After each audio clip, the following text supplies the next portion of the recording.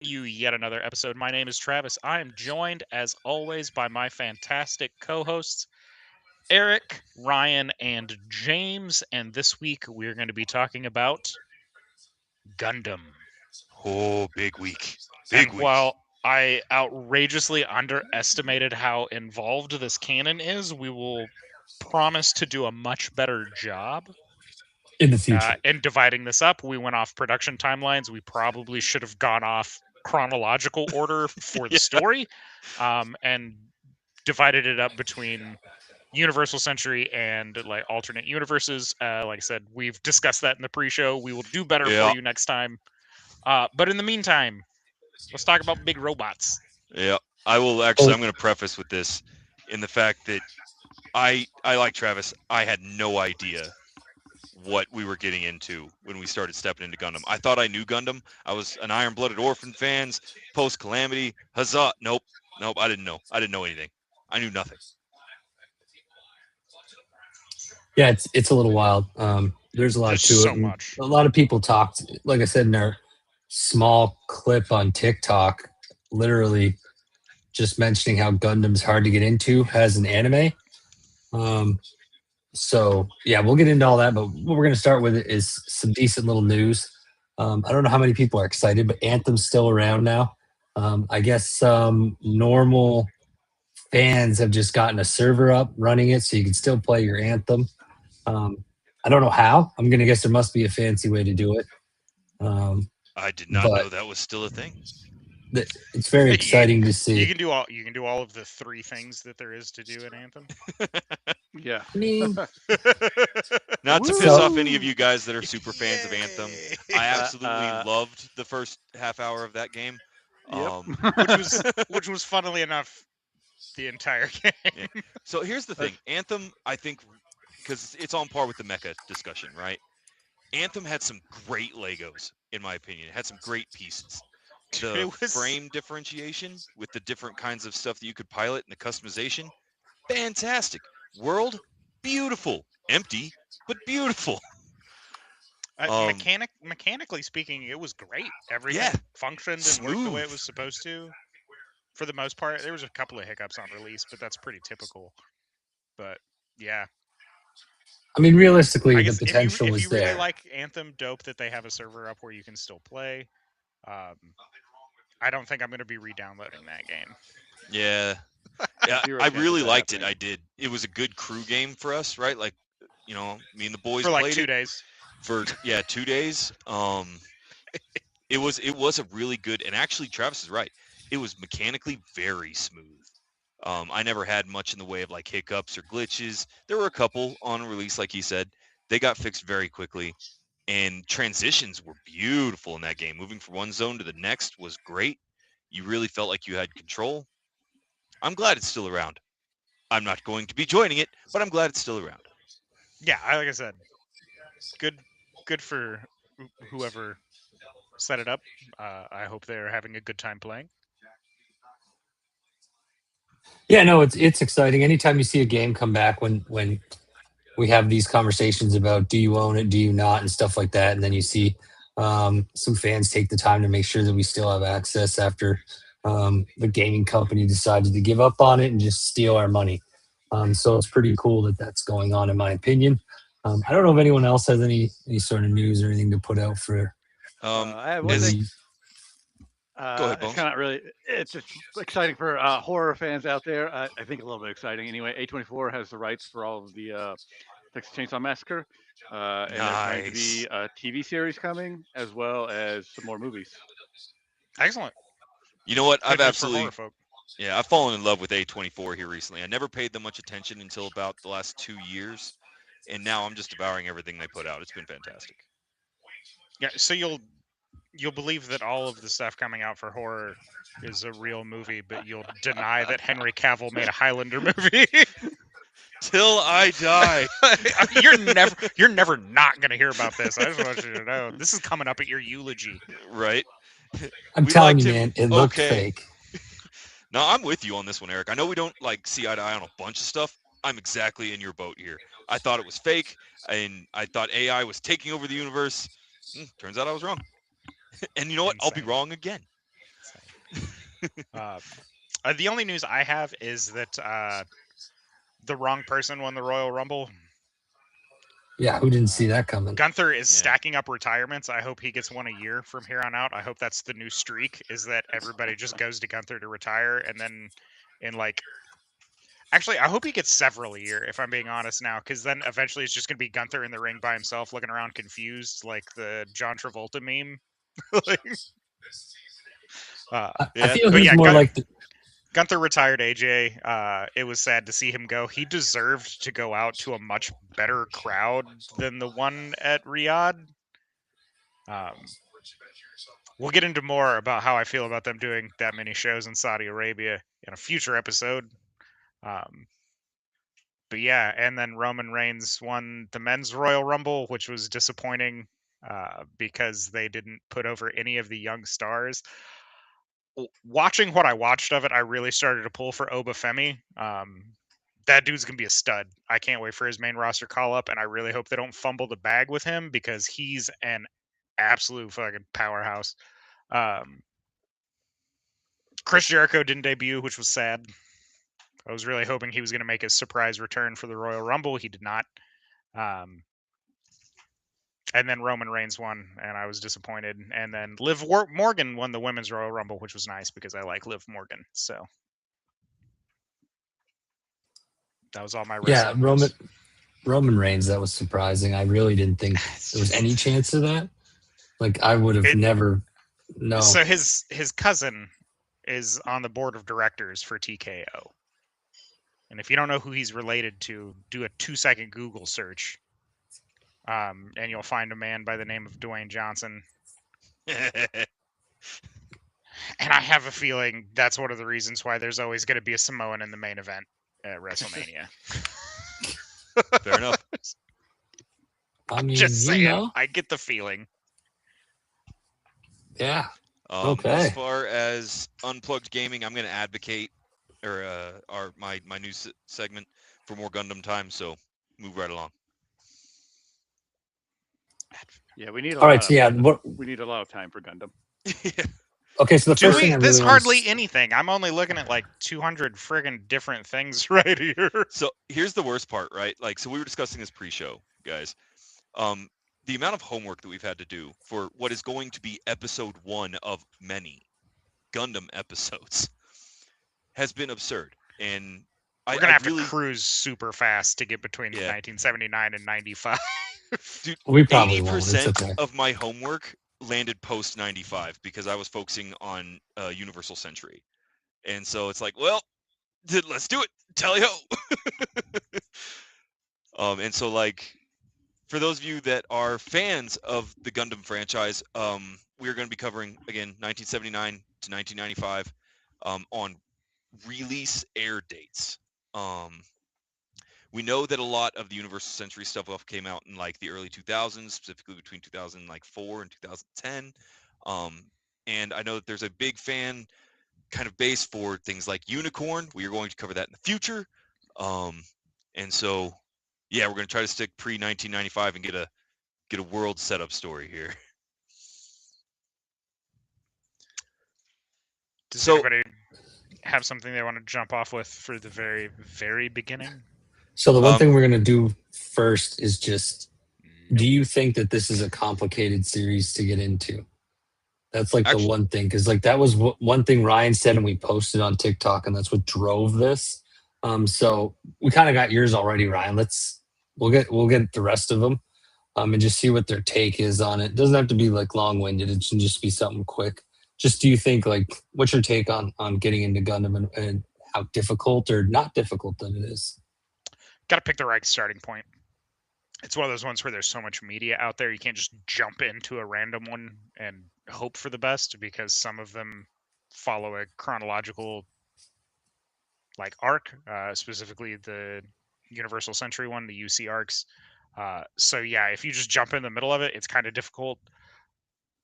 If you watch it either in chronological order or, start at Mobile Suit Gundam, which is the very beginning, is usually a good jumping off point. Most of them are 1 to 2 seasons long, so they're really easy to digest. You're not going to be watching One Piece levels of freaking episodes. There are One Piece levels of content, but Yeah, most of your story arcs can get through much faster. I think that it is a very daunting series to look at and think about getting into, but I think that ultimately, because of the way the AUs work, it's actually quite accessible. There's lots of like nice points that you can dip your toes in that are, even if you're like, so some of it's older, right? Like the animation styles are older, it's a little bit outdated. I still think that it has charm. Having recently in the last year rewatched basically everything that exists. I think that the older stuff has its charm still, the older animation styles. But if that's not your thing, like it's also easier to watch more modern stuff that looks great, like looks like really good animations and really good stories still. So I think that there's easy points to get in, but you have to like kind of just pick what you want. One thing about Gundam that is interesting, I think, is that there's like a lot of different, like it's a robot, it's super robot, big giant robots, mecha, but there's a lot of story. Like all of these series are really character driven stories, and there's lots of stuff. There's like romance. There's like Witch from Mercury is like a great romance story if you want that from your robot. um, there's G is like a shonen robot story, So there's like depending on what you like, kind of look into that, and you can find Iron Blooded Orphans series is to sad jump if you into. feel like being depressed. They're all sad. Literally, they're all sad. They're all sad. Some That's are much actually worse than others, but Iron Blooded Orphans tore me apart. You haven't watched some of the other early ones. I'm telling you, it's not even the saddest one. Is it not? No. No. Now I'm leery about what I'm getting into because I've started watching Gundam while I contemplate painting. I've hit a weird stage in modeling right now where I'm like, I should be painting. And so I'll go sit down at my paint desk and I was like, I'm going to turn on an anime to watch while I paint. And then I watch anime instead of paint. Well, and I personally think that on the subject of, right, where should we start? How did y'all get into it and stuff? I think it's really good to kind of set a baseline. And so for any of you guys that are brand new, maybe just learning about Gundam, or you only have a vague idea, or you're interested, I think the best way to try to summarize what is Gundam is that it is a shonen anime. It's an action anime about war and soldiers that pilot giant mechanical war engines. Now the main themes of Gundam, that at least that I've seen, are going to be war is hell. That's basically universal. And it's going to be technology versus tradition. And it's going to be politics breed corruption. Bones, you've watched most falls. Does that sum up the core of it pretty good? Big robot fight. Sort of. UC is basically just about war. It's about war. It's about trauma. The difference between the AC and the UC and the AU is like all the AUs have like one pretty clear theme that they're talking about, whereas like the UC, they just kind of are the extension of this nearly endless cycle of war, and it's like just kind of little branching, like kind of themes branching off of that. So big thing I just want to bring up real quick is, I think one thing I'd like to mention in regards to getting into Gundam Wing, or getting into Gundam, sorry, I always call it Gundam Wing because that was my first one. It's just, if you're storyline driven, there's something for you. If you're not, there's something for you.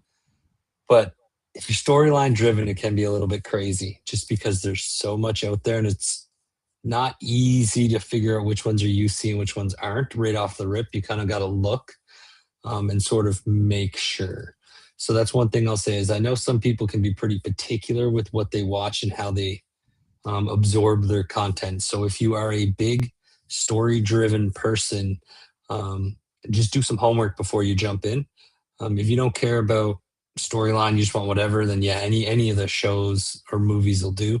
But if you want that continuing storyline and stuff like that, you got to really start like Travis said, like I think it was Mobile Suit Gundam was the very first one, and then you got to see which ones. Like you'll have to do a little bit of research and make sure that you're sort of watching the UC and following it along, if that's your thing. Yeah, and Travis, I know you have the queue real quick, but again, if you're just now stepping in, when we refer to Gundam or a Gundam in this, We're going to be using the term Gundam for both describing the entire franchise and for what it's actually based on. A Gundam is a giant robot. It's a piloted war engine, generally humanoid in shape, ranging between 15 and 40 meters tall, with various armaments. And they're kind of the visual focus of the entire story. That's kind of not correct. So, sorry again, Travis. That's kind of not correct. A Gundam is a very specific type of mobile suit. A mobile suit is all of the things that you were just talking about. That's true. Yes. A Gundam is a very specific mobile suit, and really the difference is narrative. Like the Gundams are typically just more powerful than all of the other mobile suits. That's that's why it's called Gundam, right? And so those are usually, maybe there's a story reason why they're stronger, cutting edge technology or something like that. But essentially, the Gundams are the narrative driver of a lot of the stories. Yeah, Bones is absolutely correct. I was discussing mobile suits and got my verbiage wrong. So 100%. All Gundams are mobile suits. Not all mobile suits are Gundams. I just wanted to ask. I have a timeline question. I'm hoping Bones can answer it for me. So, where does Darling in the Franxx land in the Gundam timeline? Hey! Now, let's not bring my darling into this. No, it's a fun anime. It has nothing to do with Gundam. It only exists because of Gundam. That is true. Sure. No, 100% accurate in that regard. Yeah, Gundam was revolutionary. It changed the way that. So this is my jumping off point. Gundam really changed the way in which super robots could be depicted in anime. Because before it was they're very like super robot versus monster, super robot versus evil or whatever. And it wasn't this like gigantic scale of people fighting in these mobile suits in the same way that before it was a super robot instead of all of these super robots. Well, also Gundam also changed that. They changed it from they're not super robots. They are real robots. Gundam is a subgenre of this called real robots. Darling in the Franxx is real robots. Super robots are like Transformers, right? Like those are super robots. Right. Things that Mecha are like almost mystical in nature. Real robots are things that like Gundam, even though it is sci-fi, so there's like things that obviously can't really happen, but it has like the idea that it's based around some kind of laws of physics where it's like a real thing that could happen. They require mechanics and production lines and ammunition, and I mean even in some of the other ones, like you might, like in a super robot story, you might require some of that, but like the idea is that it's something that can actually happen with explainable laws. Right. Yeah, even when they do venture off into some truly weird science fantasy realms, they generally keep it very grounded with at least some kind of sci-fi explanation. So, Travis, could you imagine our mechanics in the military and them trying to fix and update Gundams? Listen, could you see how that would go? Everything's a 10-level task anyway, so the pilot's going to be fixing all of it anyway. So mechanics are really irrelevant in that regard. Bones over there nodding. He was like, "Yeah, I fix stuff. I made the other people do it all the time." Bones is like, "It is a 10-level task. You just don't be dumb." But no, they would hardly touch anything, and then civilian contractors would do all the big heavy repairs anyway. So. Well, and that's actually one of my favorite parts about the entire franchise, right?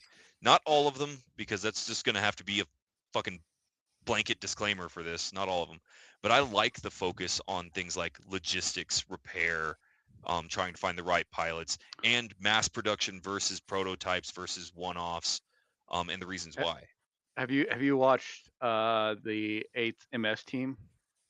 No, that one actually just came up. I got a list of like what you should do to jump in as a new fan, right? I got a list from a guy, and he brought that one up, and I've never even heard of it. What is 8th MS team? So it's 8th Mobile Suit Team. It is a story. So there's like the UC 0079 is like the 1 year war, which is kind of like this. That is where Mobile Suit Gundam starts. The main first entry, the first true entry, 1979, and there's a war between the Earth Federation, and there's a bunch of colonies, space colonies, because we decided we need to go to space, so we have a bunch of space colonies. and some of them are like, "Hey, we don't want to be exploited by you anymore," and they're like, "We're gonna attack you and declare ourselves independent nation." So you have the nation, the Zeon nation. They preemptively attack Earth, actually. So gets very They hit back first. it's very very gray about who is the good guy and bad guy. Yeah. That's what I actually love about the stories too, is that it's like very morally like How 40K? everybody commits war crimes. Yep. Ain't nobody innocent. How 40K? But okay, so in Mobile Suit Gundam, there is a Gundam that is made, RX-78. The granddaddy. Yeah, it's a prototype, right? It's super cool and badass, and it's better than all the other mobile suits. In the 8th MS division, or 8th MS team, this is like a Vietnam like ground level story where they are in Gundams that are made from discarded parts from the RX-78. So these are like ground only. They don't have flying capabilities. They are like better than other like mobile suits, but they're still like not super great. And yeah, so it's like a really good story, and it is again, it's like Vietnam for Mobile Suit Gundam. I gotta watch that one. That sounds awesome. I love the scavenge together stories. Well, and I got into it on Iron Blooded Orphans, right? I stepped in right there. That was my very first Gundam. That was your starting point? Yeah, that's where I How did came you not in. start with Wing like the rest of everyone? Don't know. Honestly, I'm gonna give it to Ugly on this one because he watched Iron Blooded Orphans and said, "Hey, this is your kind of story. I think you'd like it." So I watched it, and that was my first Gundam anime ever. I've since gone. Probably my favorite UA.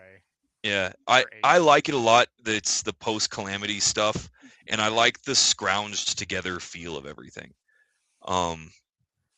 It's also why I have a strong feeling when they say, Bones, help me out here.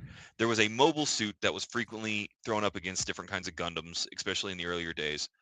That was the mono eye, like Xanavian style. The Zeon. Zeon, yeah. It was like. Anyway, there was one that was wildly mass-produced. Like most of the bad guys used it, and this ended up being your kind of like Gribbly in the anime, right? Like the Zuka, I think, or yeah. So since I started with Iron Blooded Orphans, there's a saying that keeps popping up as I do research to say men pilot Zukas or Zukos or whatever they're called.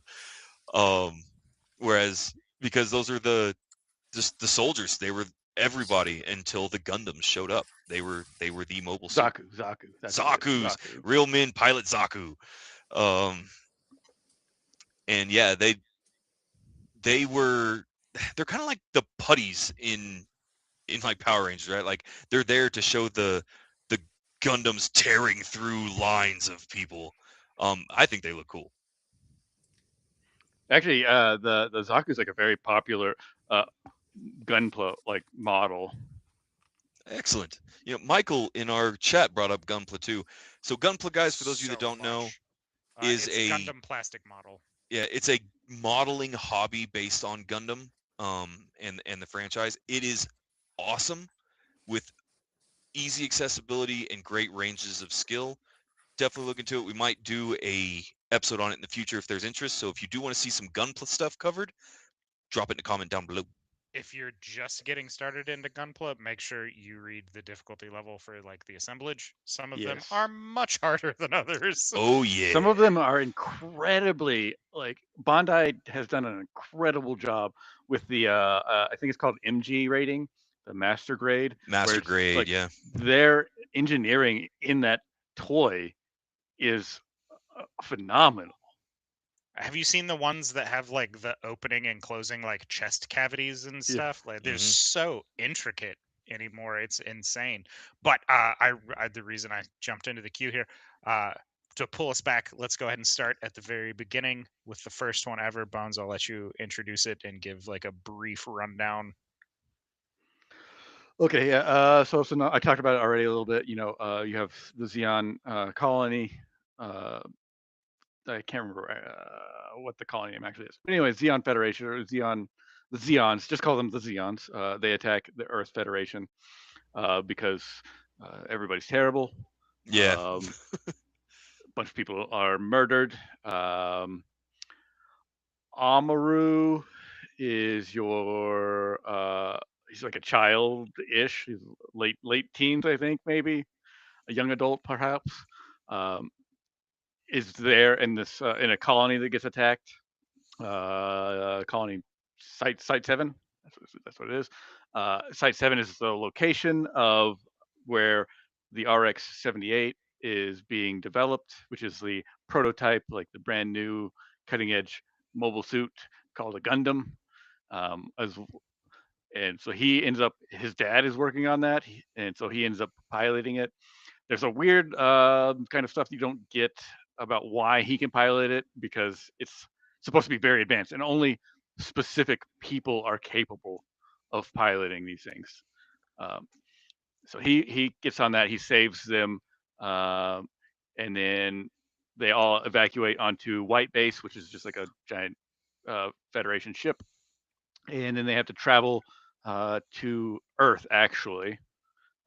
And the whole time they're traveling to Earth, they're getting attacked by Zeon militia, military, and you have Amaru on one side and Char Aznable on the other side, who are the two characters that are consistent through basically all of the UC stories. One thing, Mobile Suit Gundam is like a contained story. The next entry into the UC that's not something that's happening right there in 0079, which is the century we're at. The next entry into that main story is a different character. You start with a different main character. And then one after that is a different main character. But even in all of those, like sometimes you see Char. Actually, you almost always see Char. Sometimes you see Amaru. Sometimes they meet up still. They're arch enemies throughout all of it until very late in the story. Char's counterattack or something like that, I think, is where Char disappears. Yeah, Char's really good. He's like a prodigy pilot. That's what makes him capable of even going toe to toe with somebody in a Gundam, because like the Gundams are way better than all of the other Zeon mobile suits. They don't have Gundams; they have mobile suits at this point. But they are still, Zeon is beating the brakes off of Earth Federation at this point in the war, because they have the mobile suits, and their mobile suits are better than any of like the mechanized infantry, mechanized artillery, stuff like that Earth Federation has. The Gundams are the beginning of a turning point. It doesn't really happen until they figure out how to mass produce them, but mass production puts the Earth Federation in first place. Like I said, lots of war crimes happen in between there. I don't want to like talk too much about the specifics of the story. Yeah. But I mean, I guess spoiler alert for 1979 anime cartoon. Yeah. I did mention earlier, like the animation style is a little bit dated. It's made in 1979. There are 3 movies that you can watch that are like updated animation styles. I like them; they're good. I don't say don't watch them, but if you watch them and like them, go back and watch the originals. It's good. It has more details. I think it's better. A big thing with the older Gundam too, I just wanted to bring up, Bones, is the characters Amuro and Char. They continuously use them even in stuff outside of this, like the basis of the character, like the idea of them. So as you watch some of the ones that aren't connected to the UC, you'll notice you still see basically the same characters, but just with new faces on them. I like to say that Char is in every single series. Yeah, every series. Even if it's not Char, you're like, that guy looks like Char. Right. So Gundam, that's one thing they did really well. By that doofy helmet. I like this helmet. Are you serious? Yeah. There's a reason. There's a specific reason why he wears it. There is. But if you look at it, like, that's one thing that Gundam did really well. They started with not the greatest of animations and things, so they really had to be a story-driven thing. And it really played to their advantage, because as it grew, eventually, the way they did the story allowed it to become so big. It was just really nice. And then the characters were so not generic. They were so detailed and stuff like that, that they were able to use them in other animes. And at this time, actually, Gundam wasn't horribly successful in the beginning, as we've kind of hinted at. And what sort of got them over the top was the gunplay, the toys, or the, I don't know what you'd want to call them. I call them toys. I don't think it's a bad thing to say. Models, But like yeah, that, whatever. the models eventually is what actually put Gundam over, compared to a lot of other stuff, because people love to build shit, especially nerdy people. So once that took off, then the movies and shows and everything started taking off. So That's it's also very important. one of the other things that really was pioneered by Gundam is this multimedia uh, story push it started with the anime. There is no manga before, but now there is everything. There's the movies, there's the manga, there's models, there's Gundam everything, and it's one of the first series, one of the first IPs to really do that and do it well. Yeah, I actually think that some of their most brilliant designs, and I don't know if they did this on purpose, but it was very marketable. It's easy to draw and animate, right? Like it's unique looking and it becomes toys and products very, very easily. And for what it was, I agree with what you said earlier. This was the launching point for so many super successful IPs and anime lines down the road that Gundam paved the way for, both in animation style, aesthetic, and storytelling. Yeah, I mean, to take into consideration, one of the reasons they turned out episodes so well is they had the advantage of traveling in space is super great because you're just a black background. Yeah. Makes it a lot easier to animate when you're not having to draw stuff in the background all the time. Two, you could reuse a lot of previously done footage, especially when you're cutting to a pilot inside a mobile suit, because that interior is never ever going to change. Yeah. So all you have to do is kind of fiddle around with the way, like perhaps the mouth is moving, what their hands are doing. Which even in that case, it's not always guaranteed. Sometimes it doesn't really quite sync up based on what you're seeing. But yeah, it made it really easy for them to continue animation production at like a really high pace, because you got to think 43 episodes from mid 1979 to January 1980 for Mobile Suit Gundam. The very first one is a fantastic turnaround rate, in all honesty, and a lot of that is from the way that they did the animation, which was a pretty typical practice at the time, was to reuse and like chop footage so you could just kind of cut and paste it in. That way you could focus more heavily on other more important scenes. It also gives you the advantage of having a lot of exposition be able to happen inside the suit where you're just looking at the pilot, which again makes animation very easy. That way they could drive the story along, especially with things like where they question their own morality and things like that. So Well, and that is not to say, I want to make sure we clarify here. That is some excellent tools that they used to save some time, because even in the earlier episodes, they did not back away from very ambitious animation. You're talking with the Earth Federation forces, there were only about 4 different mobile suits they really used and a handful of support vehicles. But the Principality of Zeon had 24 sets of mobile suits, a half dozen mobile armor units, all with complex and unique designs. And so they definitely made really good use of their effort and time into something seriously unique. One thing to remember too, I think Gundam really took off when they started to realize that it wasn't an actual kids show. When they really started to deviate from that, because I think part of the reason it did succeed in the beginning and why it took the models to succeed is that it was more of a realistic, more of a depressing story. Which anime, like as far as I'm tracking from what I watched, wasn't quite like that at the time as much. So once they started realizing that and really just kind of barreling into it's more of like a hobbyist thing than it is like a kid show, I think that's really like one of the points that turned around and kind of become great. I'm going to jump in with, so the creator, I'm going to butcher this name, so bear with me. I'm very sorry. Yoshiyuki Tomino, actually known for these moral gray area stories before Gundam. There was a lot of them that he either wrote or helped produce or did artwork and stuff for in the mid to late 1970s before Gundam was released, that had that not really, it start off with these very clear cut lines, and as the story goes on, everything really starts to get blurred into just this muddle of gray. So um yeah, he's actually pretty known for that in He was anime before he started work on Mobile Suit Gundam.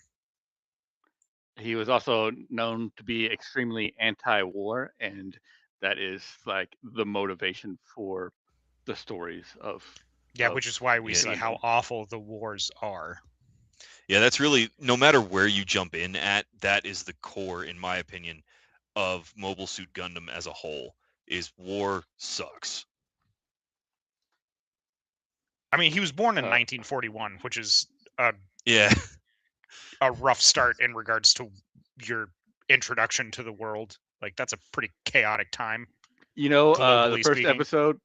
the first episode of Mobile Suit Gundam, you basically see a kid get murked, so you know it's Yep. going to be a real story. Yep, they did not hold back on that.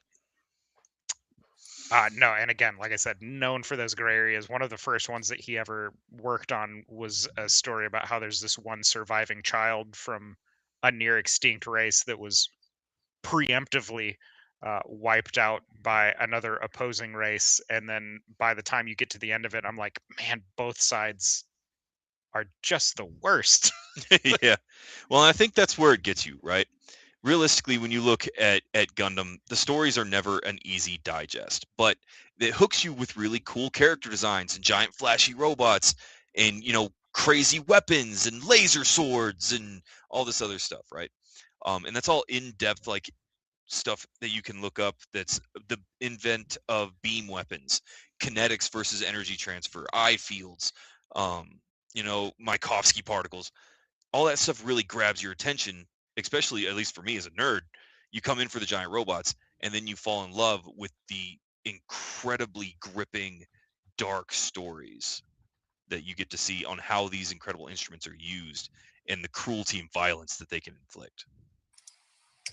And another thing with Gundam I found too that was they did it before anyone else was the fluidity of the actual Gundams when they moved or when they changed and things like that. Like Gundams in all the series, as far as, well, I shouldn't say all. I didn't watch the early stuff, so I might get corrected on that one. But a lot of the ones I've watched, like the Gundams compared to the mobile suits at the same time, it's not just that they take a lot of shots; they also have a lot of fluid movement with everything they do.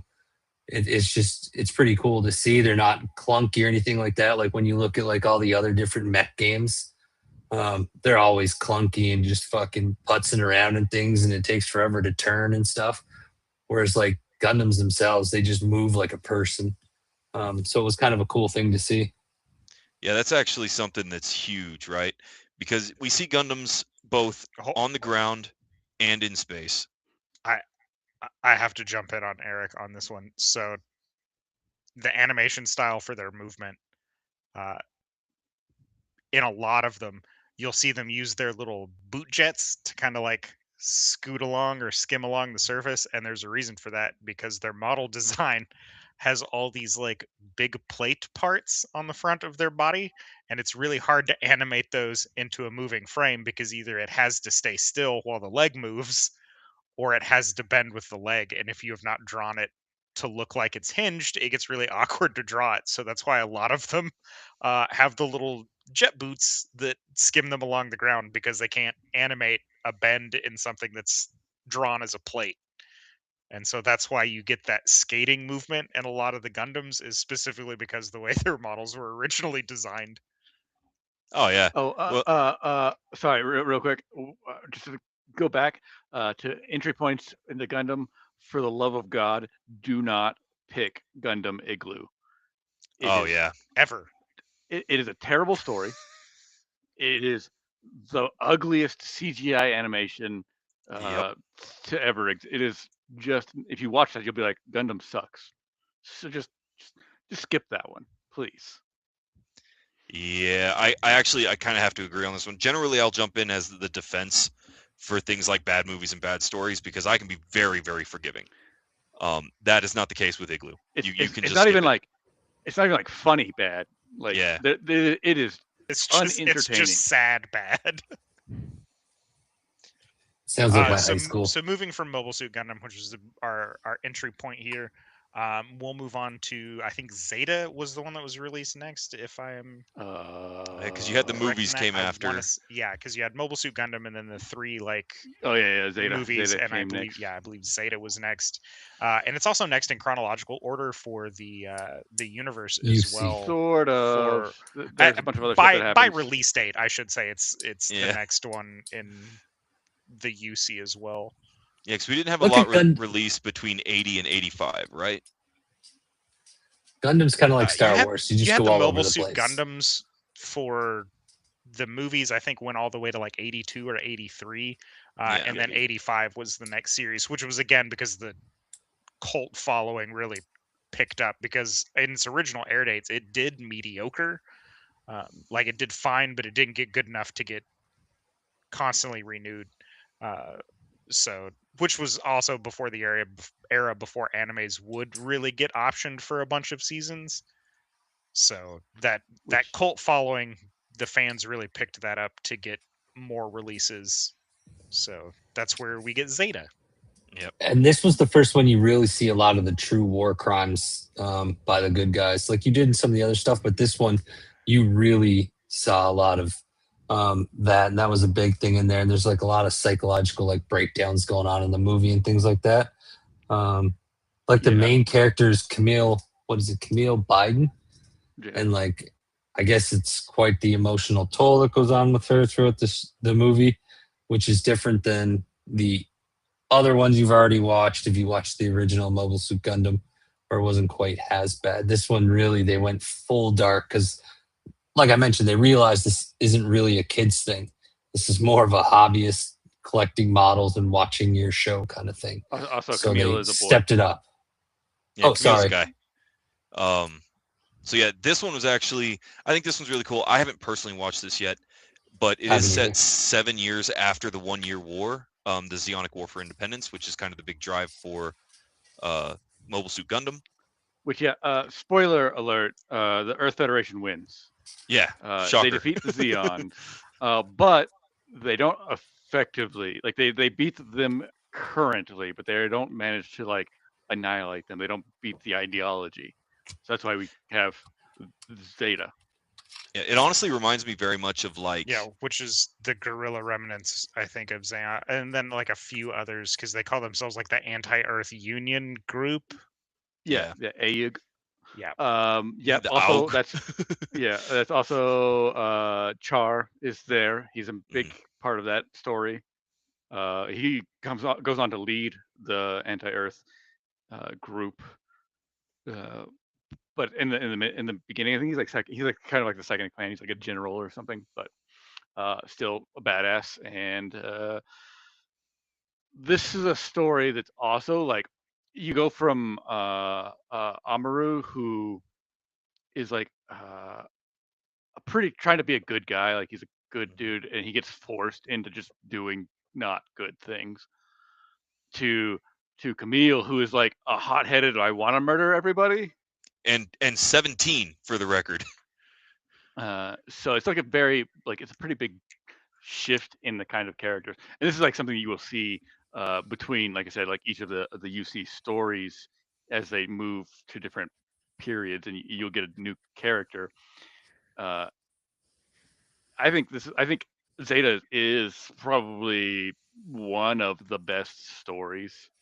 I hated Camille at the beginning of it, but I grew to like really like him towards the end.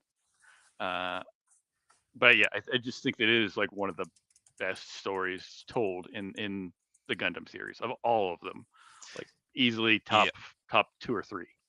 You know, and you'll see a lot of people that'll jump in at this point, right? Like you're talking mid 80s, where there's a lot of discussion on Zeta and Double Zeta. I'm going to count them as one deal. Double Zeta kind of continues the whole story. No, you cannot count them as one deal at all. Double Zeta is way worse. Not because of the story's bad, but because the tonal shift is so That's jarring and true. Drastic. It is a It's like dramatic Zeta tonal is a shift. very serious story, and it starts off very serious and it stays very serious.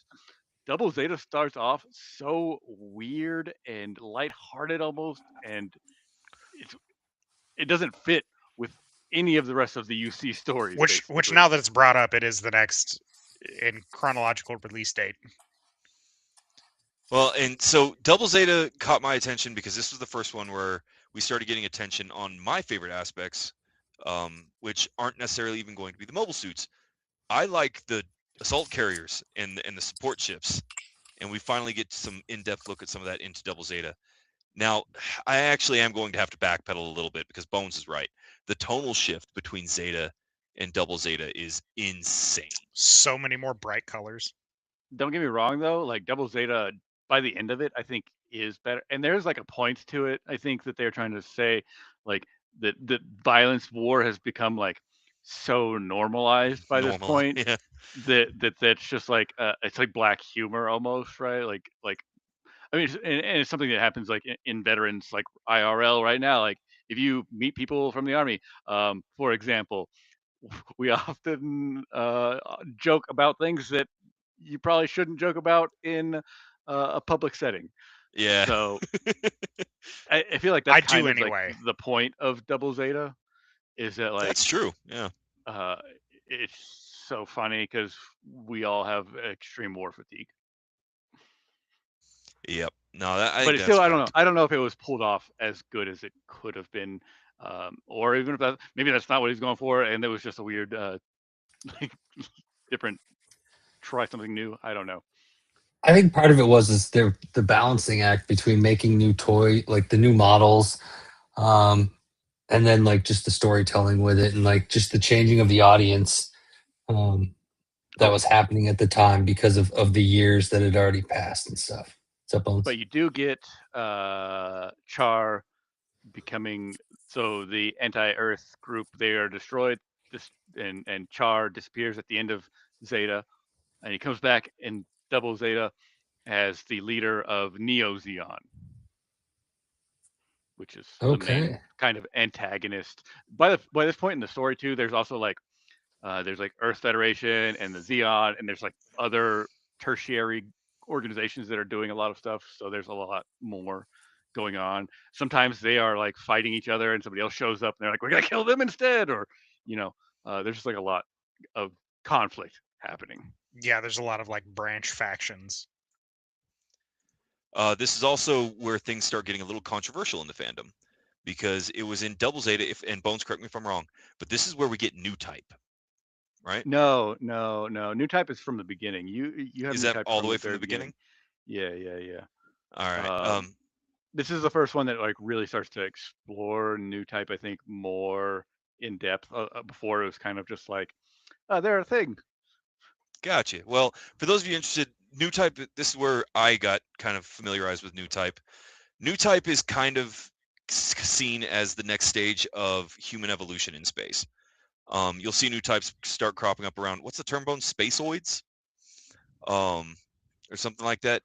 Individuals who were born on space stations out in space that are now getting this nearly psychic or psionic capabilities and situational awareness. And they're called new types. And so it's like humans 2.0. And we start seeing Gundams start to develop and be built specifically to be used by new types using things like Psycho Cage and Psycho Frames. Is this where Darling in the Franxx comes into the timeline? I hate you so much. Is it not one of the Gundam shows? Michael asked, was Amaru New Type? I think that it never like was confirmed. I don't know if it ever says in any of it that he is, but it definitely implies that he was a New Type, because all the New Types are people that are born in the colonies, like they're not born on Earth. I can't remember specifically if it's ever like explicitly stated, but certainly it's implied. Yeah, I know they use the term old type to refer to people who were born on Earth in like it's derogatory way. So New Types have all kinds of weird powers. yeah, Depending on the story. it's Everything. kind I was gonna say it depends on the series on what some of the powers they have, because like sometimes it's like precognition, which is why they pilot the Gundams. Yeah. Sometimes it's like weird pseudo psychic. Yeah, they can. One Well, of them gave them they can enhanced psychically talk to empathy. each other. That is Yeah. the enhanced empathy is like the base new type of power. That is from Yeah. the very beginning. That is something that is like said that they have. Which would which just makes be the them. most traumatic thing to put into the middle of a battlefield is somebody who It also makes them psychically really good at feels empathy. understanding what somebody's going to do, which makes Yeah. them better It- pilots. Yeah, which I guess also leads towards kind of that precognition thing, because you can read what somebody's going to do. But man alive, that would just be awful to just be psychically bombarded. Well, and here's the thing, they ended up leaning into this very heavily, right? And so with new types, again, you get all kinds of weird powers. It's actually implied in some of them that they can resist higher G forces than a lot Yeah. of the other ones. But for me, you start looking at some of the things that were developed around the new type emergence. And I referred to like the cycle frames, the cycle cages and stuff. There was also the biosensor, which Yeah. let them kind of interact with their mech through thought patterns, but it also had weird versions where it showed you the face of the person that you just killed in your mech and made you recognize that there was a pilot in there and that you ended life, because there was this emergence of what do they call them, sleeves, or no, cyber dolls, something like that, where it's mobile suits that are just AI controlled. And so you start seeing this huge emergence with empathy both being reinforced through psychic powers and with technology meant to make you a better pilot. And like Eric said a minute ago, you see a lot of these mobile suits, especially in Double Zeta, in my opinion, in a seriously acrobatic war way. Like they can move, especially in space, in wild ways, using beam sabers and their weapons. It's a much more aggressive animation, and so having the new types really amped up what they could do with like the realism of it, I guess. Yeah, that's yeah. So a lot of us are starting to be introduced more heavily, like you said, and especially in Double Zeta. Following Double Zeta, though, you have be- a film that Oh, is it going to be Counterattack? yeah, Char's Counterattack, 1988. Um, this is I think an important point in the story for the UC specifically, because like an ideological kind of like conclusion of the early part of it, because afterwards, uh, this is the end of Char and Amiro's story, more or less. They disappear at the end. Don't know they're alive or dead. Cool story because it involves Char trying to throw meteors at Earth or asteroids at Earth to destroy it, because he's like, first of all, he wants to do kind of like a forced evolution that so he can end the war, and he has like this violence can engineer peace is his idea. Like if he gets rid of Earth, then they can enforce peace through the rest of the colonies and the rest of humankind. I think So it's a pretty cool story. I also really enjoyed it as a film. Probably not as good as Zeta, but it's pretty good. yeah, I've not actually watched this one myself, so that premise is super intriguing. It's like vaguely we'll have peace once we annihilate all of our enemies. There's a lot of that kind of thought process. Yeah. And in fact, sometimes like there's like people characters that will say like, oh, when will it be over? And they're like, when we've destroyed the enemy, like when we've killed every single one of our enemies. You're like, no, I guess that's true. Probably not, because then there's going to be another faction that wants to kill you. But Well, I know this is one I'm gonna focus a little bit on the the technical side, I guess. This is the one that featured one of my favorite mobile suits in it, and that's gonna be the RX-93 new Gundam, which I think is one of the coolest designs that we've seen in the franchise to date. It's reminiscent of the original, right? Like the 98 and stuff, but it's got the sleeve, or what is it called? It's that one wing that houses all of its the weapons. new Gundam. I do like the new Yeah. Gundam. And I think it's really cool. This is where we start getting a lot more attention on like the weird details when it comes to the mobile suits and a lot of the gear. We get classifications, in-depth looks at weaponry, how they work, how they interact with other weaponry, and we start getting a lot more bleeding edge technology style storylines in and around the end of Double Zeta and into Counterattack. Yeah, there's also like the point where you see more diversification in the Gundams. Not like, so there's like a bunch of different mobile suits, and you'll see like that. There's like just like a bunch of them because they are essentially all mass produced, right? But there's they have different purposes. Mobile suits are like built for a specific purpose, typically, like infantry or air support or whatever, right? Whereas, like I said, the Gundams are like narrative mostly, and now you start to see a lot more interesting and unique looking Gundams. Because previously, like, you have the RX series, and they all like look slightly different in the stories, but sometimes they're just slightly different. You know, they look pretty similar still. Yeah, so All right. we're getting kind of close to the end. So the one thing I want to do, I figure we should cut it with anything new there and kind of talk about what our favorite Gundams are. I'll move into Now, just so everybody knows, some of these Gundams probably are outside of what we've currently talked about. But we thought it was just a cool way to sort of end the episode with like what your favorite one is. Just to kind of let people can look it up and stuff like that afterwards. You know, we'll clip it and stuff like that. So, yeah. So, who wants to go first? Actually, mine's a little weird, so I'm going to open up. So the question that was posed in the pre-show, guys, was very much, what is your favorite mobile suit? What's your favorite Gundam? That kind of thing. I have my answers, and it took me forever to narrow it down and figure it out. But I want to be very clear here. If we were doing this like as an RPG, right?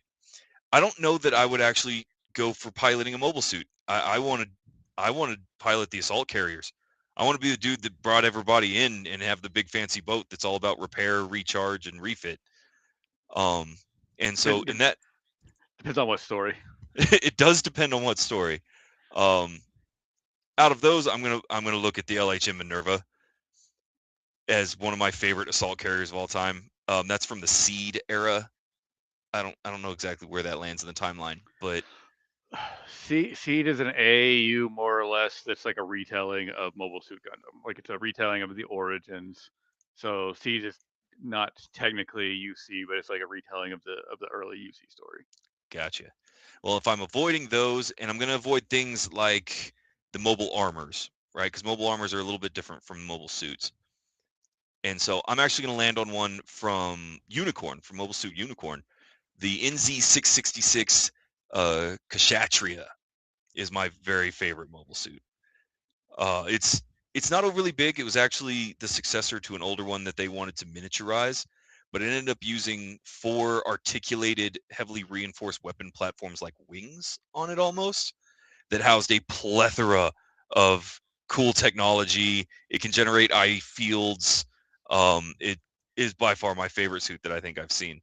And I spent hours today agonizing over that and some of my other picks. So I'm curious to see if y'all grab some of the ones that were on my backups, because I have 4 that I finally narrowed it down to that I had to just bite the bullet and pick one. But that's my favorite. Give me the quad wing, the 666 Kshatriya. Go ahead, James. Oh man, I got a lot to say about my favorite Gundam. Okay, so I'll go next then. Hold on, Bones. Mine's pretty quick. So Yeah. I'm gonna go with Heavy Arms from Gundam Wing. Yeah. To be rather particular, I would want the variation that Hiro Yui piloted when he fought. Why can't I think of his name? Heavy Arms Custom, I think is what it's called. Yeah. No, Well, so the custom was Trawa Barton. Yeah, but hold on a second. That's why I'm explaining this. So there's actually a fight scene where Troa lends Hiro Yui his Heavy Arms mech, and he actually takes the hand off. I think he takes the left hand off, and he puts a light beam saber in there, so Hiro can fight. So I like that one because that way you got your assault rifle. Well, you got your big cannons on your arms still. You're fully loaded for ranged combat. But then when you drop like your gun on your left hand, you pop the sword out. You no longer have a hand, downside, but you do have a beam saber instead. Because originally the Heavy Arms had a blade that like popped up. Yep. That was just like a regular like machete looking blade or whatever. So I'm a big fan of that particular variation of my Heavy Arms, and I did not like it when he got the even bigger Heavy Arms. That thing would never move like that. Well, and here's the thing about the Heavy Arms. Heavier arms. Yeah, heavier arms. Yeah. The Heavy Arms is a kinetic weapons platform, right? Like it used chain guns and stuff. It's a suppressive fire. That's its Yeah. role is suppressive fire. But watching how that thing could move with 10 chain guns and 100 missiles. Have you seen Thunderbolt? Have you watched Thunderbolt? I was basing my stuff off Endless Waltz, so you'll be like Heavy Arms is like child's play compared to Thunderbolt. Gotcha. Yeah, Oh, if Heavy you're Arms looking was at also on my list, so I was gonna say if you're looking at Endless Waltz, I'm talking about the original orange one. Yeah. Not even the blue I was and looking at black Endless one. Waltz. Yeah. Yeah, no, that one. That's the even heavier arms. It's not actually called that, but Heavy Arms Custom, that one's what it's called. Yeah. Yeah, it's ridiculous what that does. Yeah, Travis, I think you know yours outright. The ASWG11 Gusian, I think is how you say it. Rebake or I originally pronounced it Rebake until somebody corrected me. Yeah. But it is a Gusion Rebake? Yeah, it is a 4-armed, which the arms only deploy when their weapons are out. Has heavy armor plating because clank, I like to be the tank. Hell yeah. And has a pretty like diverse set of weapons. Like it has a 300 millimeter, which is gigantic to think about, smoothbore cannon with undermounted miniguns on it, which is always fun. It has the long range rifle, which is used in probably my favorite scene of all Gundams, which is in Iron Blooded Orphans, where they're doing their super power pose, introducing themselves, and the pilot for the ASW just caves a dude. There's that awkward silence, and he just radios in and goes, "It's okay to shoot that guy, right?" So yeah, it's my favorite. It's equipped with like just a wide variety of weaponries, long range rifle, the smoothbore cannons. It has a rocket powered hatchet that it can pull out, a shield that can take a blow from like a lot of the other like heavier duty Gundams out there. So yeah, it's my favorite. Gotta love being the tank, baby. All right. Well, so I think for me, like nostalgia is a big part. Like Eric and like Travis, Gundam Wing was my first foray into Gundam. Ryan apparently missed that. I don't know how. I missed it. So like, yeah, obviously I have to make one point real fast for everyone to know. I did not have cable growing up, and my first Robo anime was Gundam, and I watched it on Toonami. I did not have cable, Ryan. Yeah, Gundam Wing was what like introduced the West to Gundam. But yeah, any of those 5, I think could easily be my answer. Death Size Sandrock, Heavy Arms, Wing. What is the last one? Oh, Shenlong. All fucking great designs. I liked every single one of them. Their Endless Waltz versions, liked every single one of them. Hands down, Wing Zero is the best Gundam.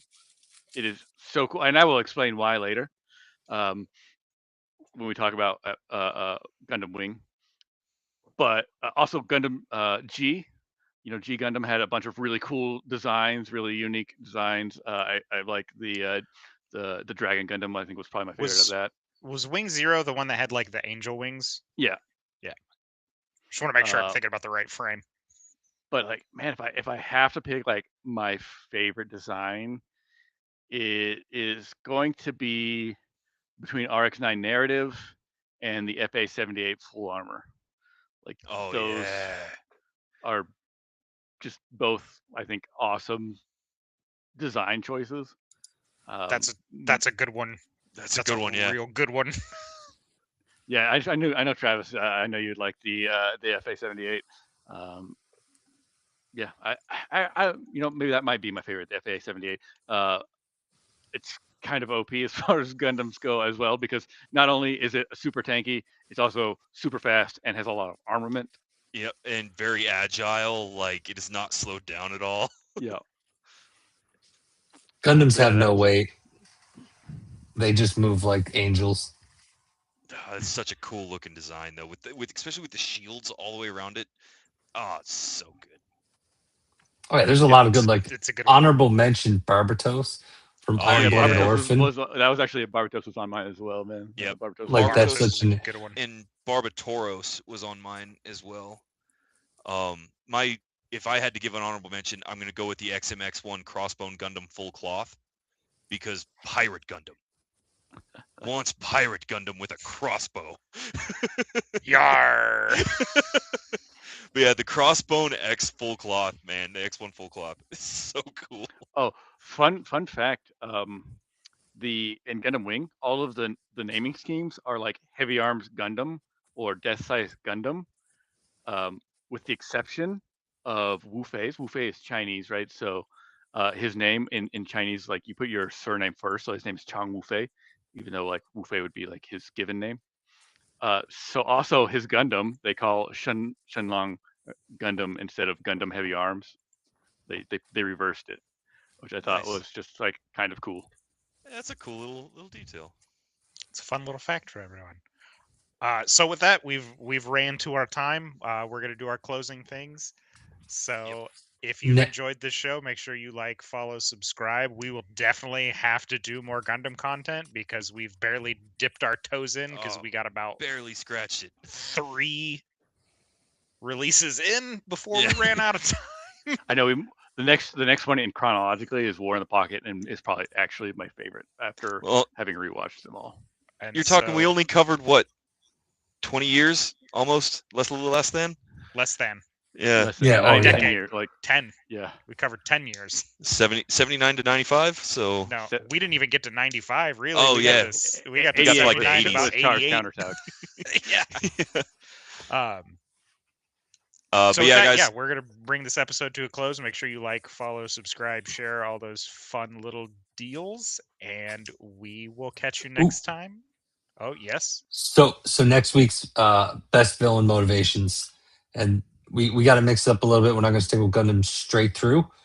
So we're going to mix it up just a little bit so we keep everybody entertained. But the following week will be Gundam again. So we'll get better with the schedule. I should say I'll get better with the schedule, posting it. But yeah, so we're going to do best villain motivations, and then after Megamind that, episode we'll- over. we'll come back at you with a better idea for the next Gundam episode. We definitely need to put some thought into it to give the series the justice that it Yeah, definitely deserves. it definitely deserves. Yeah, it's gonna take a lot of time because we're not even close to 1995. Anyway, with that, we're gonna bring this episode to a close. We appreciate you guys sticking around for it, and we will catch you next time. See you guys. It's nice to say goodbye, goodbye, Goodbye. goodbye. It's nice to say goodbye.